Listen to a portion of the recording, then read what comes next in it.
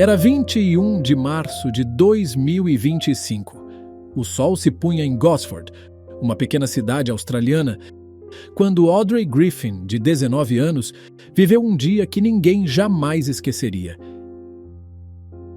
Estudante de biologia, recém-concluído o segundo ano, Audrey havia tomado uma decisão que mudaria seu destino: alistar-se na Marinha. Mas antes de iniciar essa nova vida, havia algo que precisava fazer. Ela viajou para Irina para visitar o pai e os avós e se despedir dos amigos que sempre fizeram parte de sua história. Visitou o avô, que estava hospitalizado, abraçou, sorriu e à noite juntou-se aos amigos em uma festa de despedida, num hotel de uma cidade próxima, Gosford. Eles sabiam, demoraria para vê-la novamente. Já passava das 2 da manhã quando Audrey decidiu voltar. Planejava chamar um carro por aplicativo, mas nenhum motorista a atendeu. Então, optou por caminhar. O destino: a casa do pai. O caminho: a estrada principal que ligava cidades vizinhas, onde talvez conseguisse uma carona. 1 hora depois, ela saiu do hotel. Foi a última vez que alguém a viu. Amigos tentaram ligar, mandar mensagens. Nenhuma resposta. Ainda assim, acreditaram que Audrey havia chegado bem e estava dormindo. Na manhã seguinte, em Sydney, a mãe de Audrey acordou com uma inquietação. Abriu o aplicativo de localização do celular e o que viu fez o coração disparar. O telefone da filha não estava na casa do pai. Estava junto ao rio, a quilômetros dali. Alarmada, ligou para o ex-marido. Não, Audrey não tinha voltado. Talvez estivesse na casa de um amigo. Mas a ligação só trouxe mais frio à espinha. Ele também não a viu. A partir daí, o medo tomou forma. Amigos correram para a margem do rio, o mesmo local onde pela última vez o telefone de Audrey enviou um sinal. Era o começo de um mistério que mudaria tudo. Que teria acontecido com Audrey? O seu caso comoveu todo o país. Então vamos a um novo caso de mistérios resolvidos.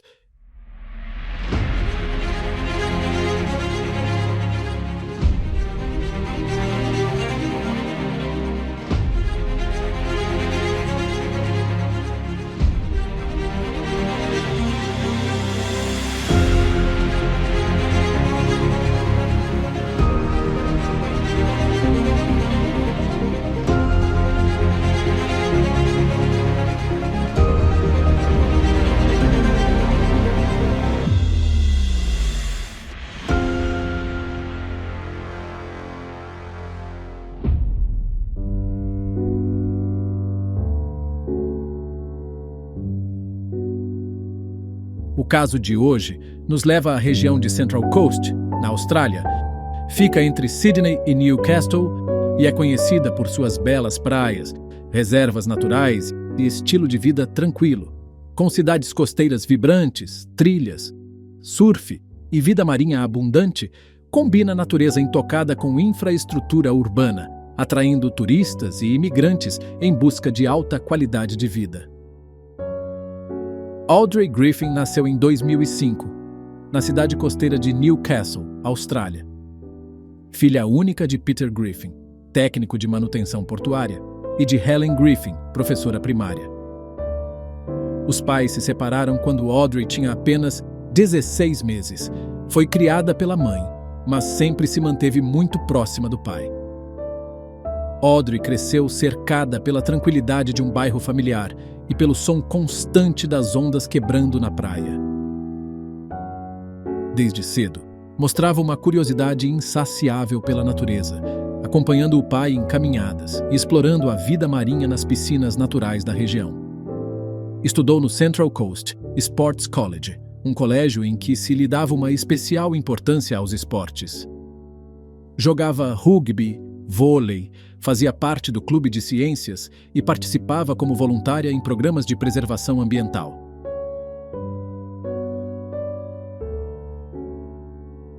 Aos 17 anos, decidiu seguir seu interesse pela biologia, ingressando na Universidade de Newcastle, onde se especializou em ecologia marinha. No início de 2025, Audrey tinha acabado de concluir o segundo ano da graduação. Apenas algumas semanas antes do seu desaparecimento, no início de março, ela competiu no famoso evento de meio Ironman da ANZESCO Foods, na Nova Zelândia, ficando em 23º lugar na sua divisão, um excelente lugar, considerando a quantidade de competidoras. Determinada a viver novas experiências, decidiu alistar-se na Marinha Real Australiana, buscando unir seu amor pelo mar com o desejo de servir ao país. O processo de alistamento estava em andamento e ela aguardava ansiosa pelo treinamento inicial. Mas antes disso, foi à casa do pai visitar familiares e amigos.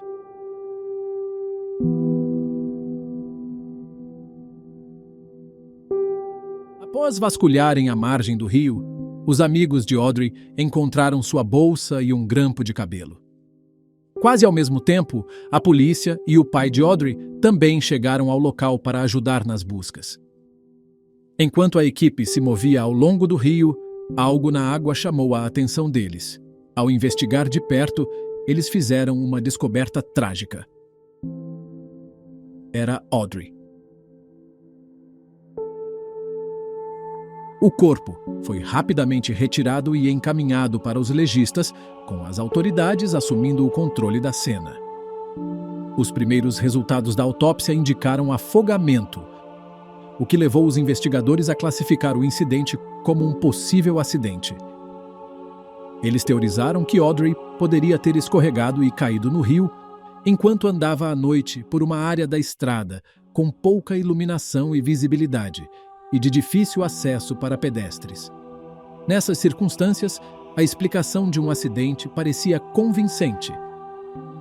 No entanto, a família de Audrey não aceitou essa conclusão. Sua mãe, em particular, duvidava que uma nadadora tão experiente como a filha pudesse se afogar em um rio raso. Audrey já havia treinado em águas abertas, enfrentando até mesmo as condições desafiadoras do mar, sem nunca ter tido problemas. Para a família, a teoria de um acidente simplesmente não fazia sentido. Outras suspeitas surgiram quando os pais de Audrey foram ao necrotério para a identificação. Eles notaram detalhes inquietantes. Terra debaixo das unhas da filha e sua jaqueta parecia danificada. Esses sinais levantaram mais dúvidas sobre a versão oficial. Apesar disso, a posição oficial da polícia se manteve. O caso continuou sendo tratado como um infeliz acidente. Nos dias que se seguiram, a família de Audrey aguardou ansiosamente por novidades ou por uma investigação mais aprofundada. Para a surpresa deles, a história de Audrey não era amplamente divulgada na mídia local. Alguns dias depois, a imprensa começou a noticiar o caso. E amigos e familiares, inconformados com o silêncio, retornaram ao rio por 3 dias seguidos na esperança de encontrar mais pistas que pudessem esclarecer o ocorrido. Foi então que algo surpreendente aconteceu. Enquanto uma amiga da mãe de Audrey caminhava perto do rio, ela avistou algo na lama perto de uma árvore. Era um smartphone, que mais tarde foi confirmado como sendo de Audrey. A descoberta causou ainda mais frustração na família. Eles ficaram indignados com o fato de a polícia ter revistado apenas uma pequena parte da margem do rio, deixando passar o telefone. Movida por uma urgência que queimava no peito, a mãe de Audrey deixou o luto de lado e assumiu o papel que acreditava ser seu por direito: o de caçadora da verdade. De empresa em empresa, ela refazia cada passo da filha naquela noite. Entrava em armazéns, postos de gasolina, pequenas lojas, sempre com a mesma pergunta: "Você viu Audrey aquela noite? Lembra de algo?" Mas a resposta era sempre a mesma: não viram. E então um choque. Nenhum daqueles lugares havia recebido sequer uma visita da polícia. Nenhuma investigação básica. sem pistas, o tempo se arrastou por semanas. A família, mesmo exausta, dia após dia, pressionava as autoridades. E a pressão, enfim, surtiu efeito. A polícia concordou em abrir uma revisão completa do caso. Então, 17 de abril, quase um mês após a morte de Audrey, um comunicado público rompe o mutismo. Havia um homem nas imagens de vigilância de vários locais, próximo ao trajeto de Audrey naquela noite. Algumas centenas de metros de trás dela, o rosto, distorcido, borrado. A polícia insistia. Ele não era suspeito, ao menos não oficialmente, mas precisava ser encontrado. Mais tarde, mais câmeras o capturaram, ainda a seguindo. Isso levou os policiais a vasculhar a área de forma mais completa. Um morador que vivia perto do rio disse à polícia que havia ouvido um grito alto e angustiante por volta das 3 da manhã daquela noite. Inicialmente ele pensou que poderia ter vindo de um animal selvagem, mas depois de ouvir sobre o caso de Audrey e ver que foi no lugar e aproximadamente na mesma hora, se apresentou à polícia. De repente, uma nova figura emergiu da investigação. Era uma testemunha solitária, que naquela noite silenciosa passeava com o cachorro pelas ruas vazias. No meio da escuridão, cruzou com um homem cuja presença fez um arrepio percorrer-lhe a espinha. Ele se movia de forma inquieta. Os olhos vasculhavam cada canto, como se temesse ser seguido. Os passos eram rápidos, quase apressados demais, e o corpo inteiro denunciava nervosismo. Quando descreveu o estranho à polícia, a conexão foi imediata e perturbadora. Tratava-se do mesmo homem captado pelas câmeras de vigilância horas antes. A partir daí, a teoria inicial, a de um acidente, começou a ruir. Tomadas pela desconfiança, as autoridades ordenaram um segundo, mais abrangente e meticuloso exame forense dos restos mortais de Audrey. Foi nesse momento que as respostas começaram a surgir, gravadas na própria pele da vítima. Escoriações espalhadas pelas mãos e pelo rosto, marcas inconfundíveis de que ela havia lutado. Sob suas unhas repousavam minúsculos fragmentos de pele, um vestígio silencioso, mas poderoso, de tudo o que aconteceu naquela noite. Enviaram-se para análise genética as amostras de pele que estavam abaixo das unhas de Audrey. E quando o perfil foi inserido no banco de dados nacional, a resposta apareceu quase de imediato, acompanhada de um nome que mudaria o rumo da investigação: Adrian Torrance. A narrativa mudou de forma abrupta. Agora havia indícios sólidos de resistência, e o DNA ligava o suspeito diretamente à vítima. Para os investigadores não havia mais dúvida. Audrey havia revidado. E talvez sido contida à força dentro da água. Com Torrance sob custódia, a história ganhou vida própria e varreu o país. Mas o interesse público só aumentou quando novas revelações sobre ele começaram a emergir. Segredos enterrados que, para muitos, jamais deveriam ter permanecido ocultos. Então, no meio do turbilhão, uma voz se ergueu do passado de Adrian. Uma mulher que não se surpreendeu, que parecia já conhecer o desfecho antes mesmo das provas virem à tona. Ela não estava chocada, não estava com medo. Apenas confirmou com um olhar carregado de lembranças sombrias aquilo que agora o país inteiro começava a suspeitar. O nome dela era Michelle, a ex-esposa de Adrian Torrance. Quando contatada por repórteres, ela revelou que há muito tempo temia que algo terrível pudesse acontecer. Segundo ela, Torrance a havia ameaçado várias vezes. Eles se casaram em 2020. Inicialmente, Michelle o descreveu como gentil, compreensivo e atencioso. Mas com o tempo, seu comportamento começou a mudar. Episódios de raiva inesperada e intimidação começaram a surgir. Michelle se lembrou de momentos em que ele se tornava agressivo sem aviso, deixando-a profundamente preocupada com sua segurança. vivia com medo de que ele pudesse machucá-la. No início de 2024, ela percebeu que não podia mais permanecer na mesma casa. A decisão veio depois que Torrance, durante um de seus surtos de raiva, socou uma parede a poucos centímetros de seu rosto. O relacionamento acabou. E logo após o término do relacionamento, Michelle obteve uma ordem de restrição contra Torrance para proibir qualquer contato, mas isso não o conteve. Apenas algumas semanas depois, ele desrespeitou a ordem, ligando para ela 34 vezes e deixando 24 mensagens de voz ameaçadoras, inclusive dizendo que iria até a casa dela. Michelle vivia sob estresse constante, sem saber quando ou onde ele apareceria. Ela procurou a polícia novamente, que tentou localizá-lo.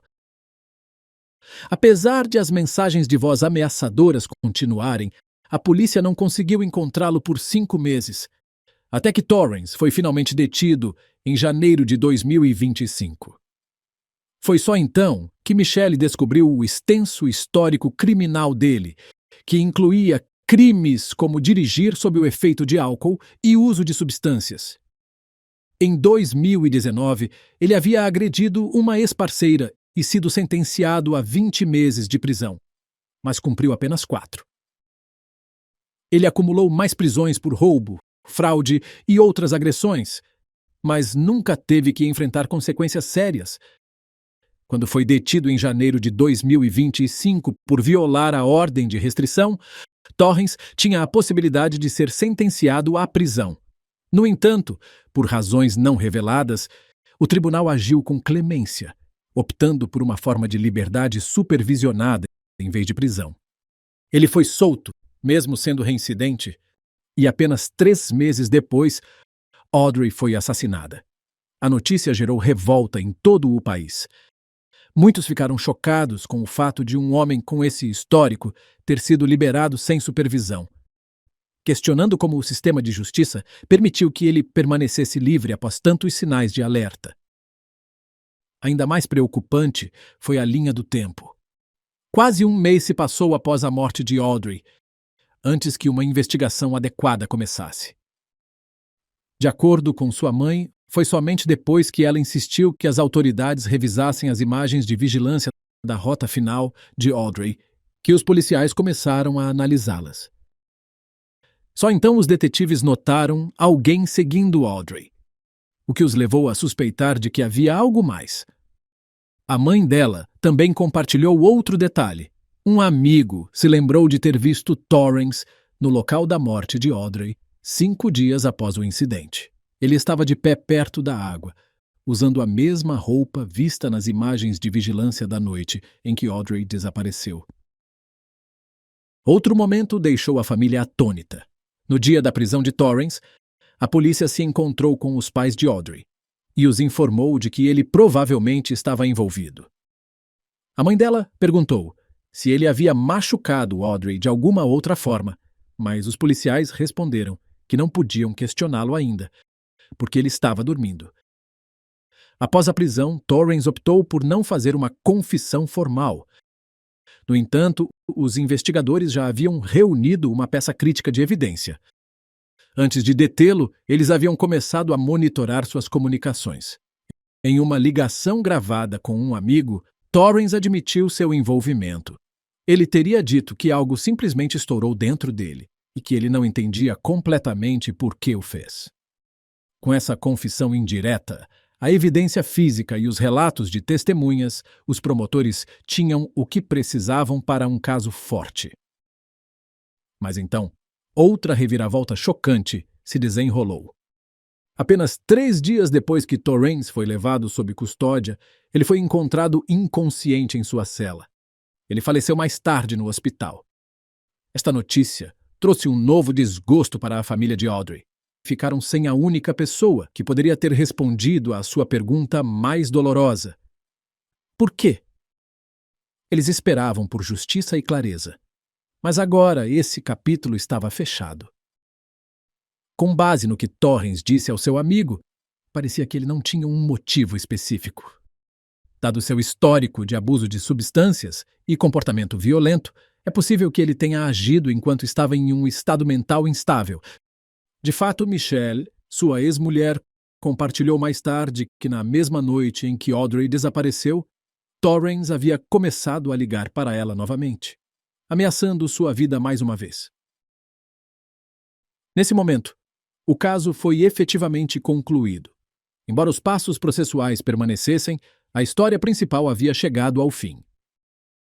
Mas para o público, o impacto do caso de Audrey apenas começou. Sua história desencadeou discussões em todo o país e frustração generalizada. Muitos questionaram como um reincidente pôde evitar a supervisão adequada e atacar uma pessoa inocente. As preocupações também se concentraram na demora em iniciar uma investigação completa, quase um mês depois que Audrey desapareceu. A resposta da comunidade foi avassaladora. As pessoas ficaram especialmente perturbadas com o contexto mais amplo. Audrey foi a 23ª mulher na Austrália a perder a vida em circunstâncias violentas apenas em 2025. Embora esses casos não fossem infelizmente isolados, a repetida inação deixou muitos a exigir mudanças. Em resposta à pressão pública e à preocupação nacional, algumas medidas foram finalmente introduzidas para ajudar a prevenir tragédias semelhantes no futuro. O parlamento do país aprovou uma resolução nomeada em memória de Audrey. Esta iniciativa visava fortalecer políticas e ações projetadas para reduzir o risco de tais incidentes acontecerem novamente. Além disso, o primeiro-ministro ordenou inquéritos formais, tanto no Departamento de Polícia, que inicialmente lidou com o caso de Audrey, quanto na instalação correcional, onde o suspeito faleceu mais tarde. Essas investigações tinham a intenção de descobrir possíveis falhas em procedimentos e responsabilidade. Para honrar a vida de Audrey, vários eventos memoriais foram realizados em todo o país. Milhares de pessoas se reuniram em solidariedade, mostrando apoio à família e pedindo por mudanças. Uma homenagem particularmente comovente ocorreu perto do local onde sua vida foi tragicamente interrompida.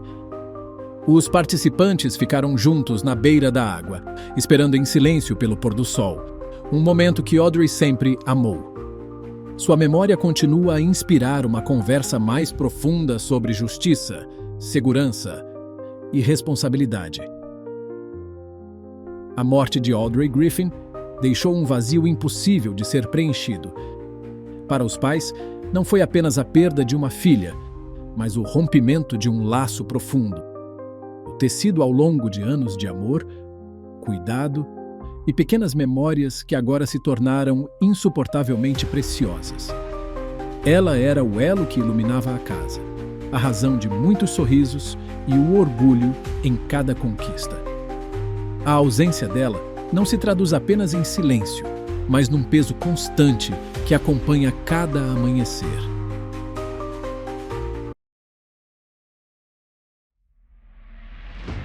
Assim culminamos o comovente caso de Audrey Griffin. Mas o que você acha desse caso? O que você acha das penas a reincidentes? Deveriam ter a possibilidade de redução de sua pena. Você acha que os pais de Audrey algum dia vão conseguir encontrar algum tipo de consolo? Deixe-nos saber suas opiniões nos comentários abaixo. E se você gostou do vídeo, curta, compartilhe e se inscreva no canal. E o esperamos no próximo Mistério Resolvido.